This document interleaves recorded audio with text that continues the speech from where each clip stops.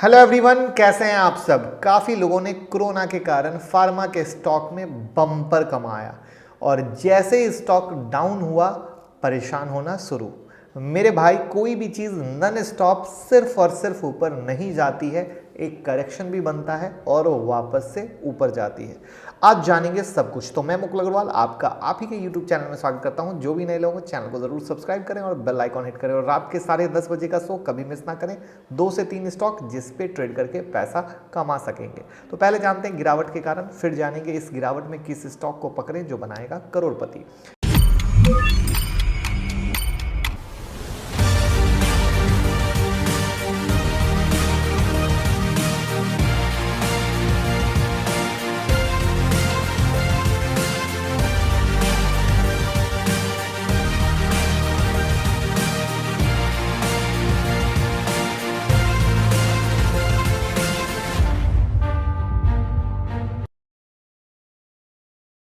2015 के बाद से ये डेड सेक्टर में काउंट होता था और उसके बाद इसमें जान आ गई, लेकिन बड़ी तेजी के बाद प्रॉफिट बुकिंग शुरू हुई और डाउन जाना शुरू। क्या है कारण? पहले कारण तो पहले सबसे बड़ा कारण कि कोरोना का डर खत्म होना। जैसे जैसे इंडिया में केस डाउन होते गए वैसे वैसे लोगों का डर ओवर।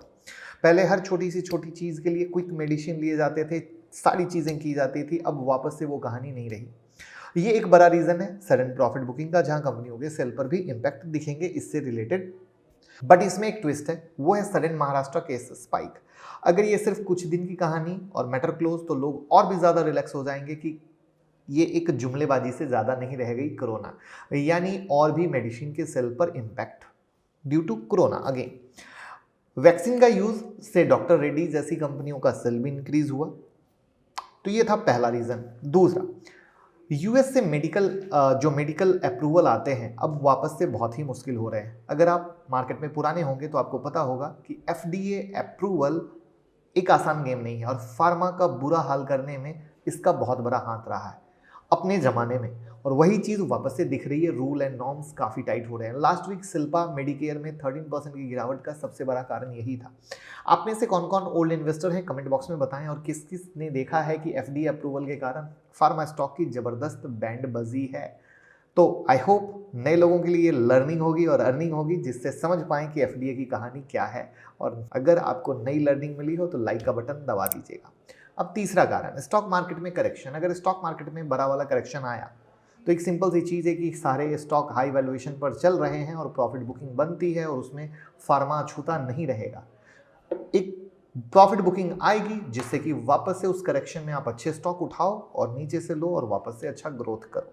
तो आई होप स्टॉक क्यों गिर रहा है ये क्लियर हो गया होगा, सेक्टर क्यों गिर रहा है क्लियर हो गया होगा। अब जानते हैं कौन से शेयर को पोर्टफोलियो में रखना है। उससे पहले कि कोरोना के टाइम में काफ़ी स्टॉक जैसे सिप्ला, अरबिंदो, डिवीज लैब, बायोकॉन, इप्का, एलेम्बिक जैसी कई छोटी बड़ी कंपनियों ने बम्पर रिटर्न दिए। शेयर ने अपने साल 2015 के रिकॉर्ड हाई को भी तोड़ा।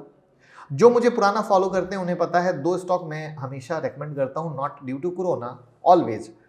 और दोनों शेयर ने ऑलवेज बम्पर रिटर्न दिया है और लोगों को उम्मीद से ज़्यादा रिटर्न दिया है। और वापस मैं बोलूँगा, ये दोनों शेयर आंख बंद करके अपने पोर्टफोलियो में रखें और किसी भी करेक्शन में ये क्वालिटी स्टॉक हैं। सबसे बड़ी बात, क्योंकि इनके पोर्टफोलियो में है वैरायटी रेंज, जिसके कारण ऑलवेज बम्पर रिटर्न देते हैं और इन्वेस्टर को टेंशन बिल्कुल नहीं होता है।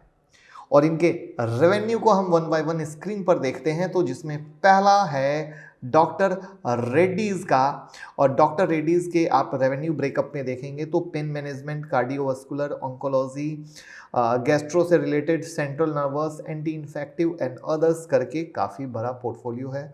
और वहीं पे इनका व्यापार यूएसए से 44%, इंडिया से 18%, रसिया से 10% और दूसरी जगह से 28% आता है। डिवीज का भी आप स्क्रीन पर देख रहे हो कि किस तरीके से इनका पोर्टफोलियो है और किस तरीके से डिफरेंट कंट्री से इनका रेवेन्यू आ रहा है। तो ये दोनों स्टॉक ऐसे हैं जिन्होंने हमेशा बम्पर रिटर्न दिया है। और आप में से किन किन लोगों ने मेरे कहने पे स्टॉक पहले भी उठाया है और रिटर्न कमाया है कमेंट बॉक्स में बताएं। और मार्केट में अगर गिरावट आती है तो आपको फार्मा में इस शेयर में सबसे ज़्यादा ध्यान देना है जहाँ से ले सको, राइट। तो उम्मीद करूँगा इन्फॉर्मेशन क्रिस्प क्लियर होगी, जिससे आप डरे नहीं, समझें और जानकर इन्वेस्ट करें। Thank you so much. भाई वाला काम करना है, शेयर करके उसमें कोई कंजूसी नहीं करनी है। Thank you.